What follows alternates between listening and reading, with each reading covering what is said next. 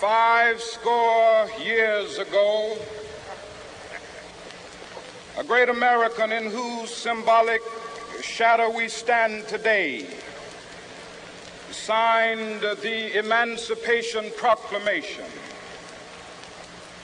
This momentous decree came as a great beacon light of hope to millions of Negro slaves who had been seared in the flames of withering injustice.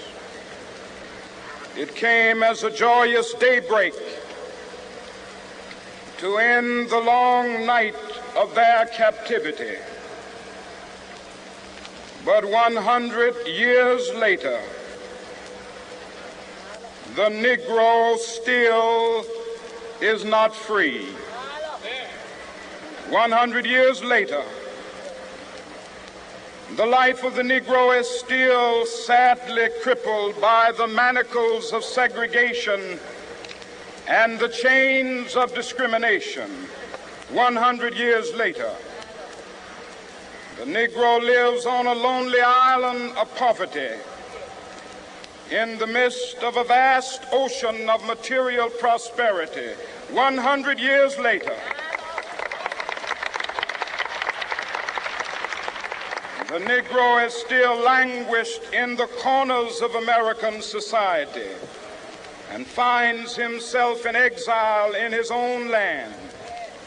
And so we've come here today to dramatize a shameful condition.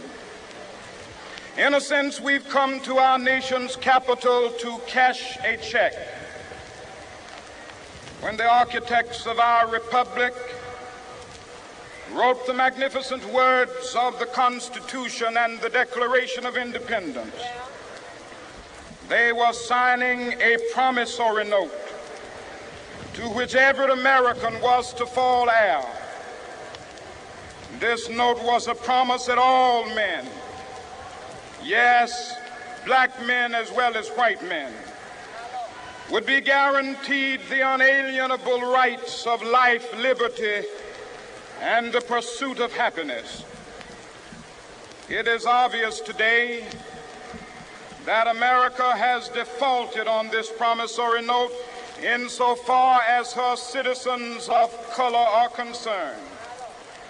Instead of honoring this sacred obligation, America has given the Negro people a bad check, a check which has come back marked insufficient funds.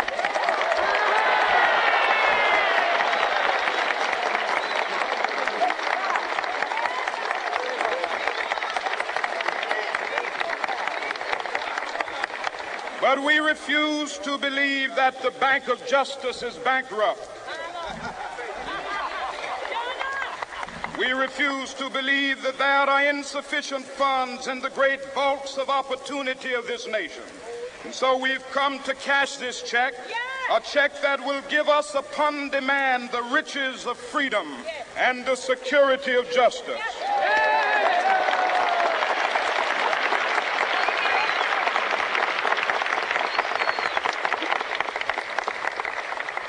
We have also come to this hallowed spot to remind America of the fierce urgency of now. This is no time to engage in the luxury of cooling off or to take the tranquilizing drug of gradualism.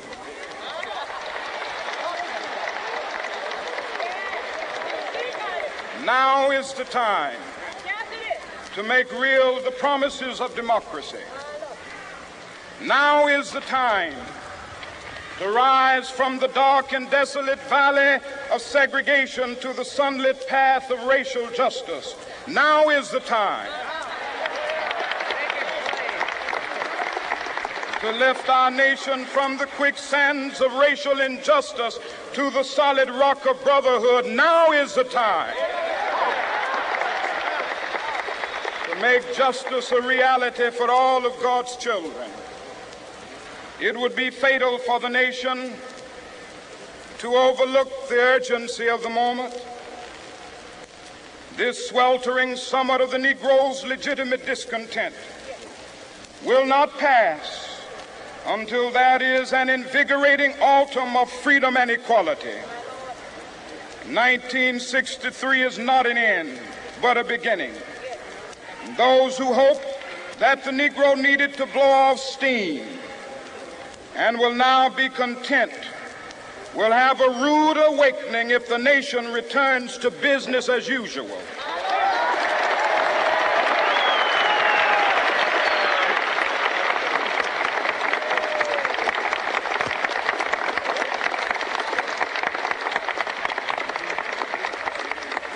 There will be neither rest nor tranquility in America until the Negro is granted his citizenship rights.